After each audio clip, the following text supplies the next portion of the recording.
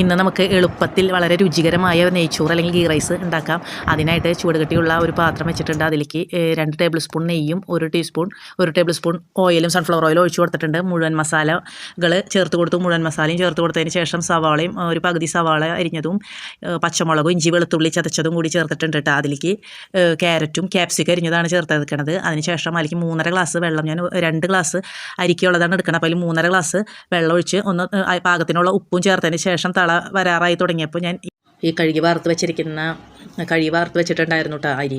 അത് ഈ ഉപ്പിട്ട വെള്ളത്തിലേക്ക് ചേർത്ത് കൊടുത്തു. അതിനുശേഷം നല്ലവണ്ണം ഇളക്കി മൂടി വെച്ചു. അതിനുശേഷം മൂടി തുറന്ന് 2-3 പ്രാവശ്യം കൂടി ഇളക്കി കൊടുത്തിട്ടുണ്ടായിരുന്നു.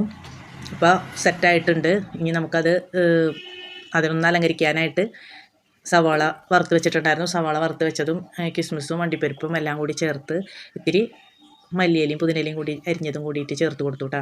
നല്ല ടേസ്റ്റുള്ള ഒരു നെയ്ച്ചോറാണ്. നല്ല അടിപൊളി ടേസ്റ്റാണ്. അതിൽ ചിക്കനും ചേർത്ത് കഴിച്ചാൽ അടിപൊളിയാണ്. എൻ്റെ വീഡിയോ ഇഷ്ടമായ എല്ലാവരും ലൈക്ക് ചെയ്യാനും ഷെയർ ചെയ്യാനും ഫോളോ ചെയ്യാനൊന്നും മറക്കരുത്. എല്ലാവരും ഉണ്ടാക്കി നോക്കണം കേട്ടോ. അപ്പോൾ ബൈ.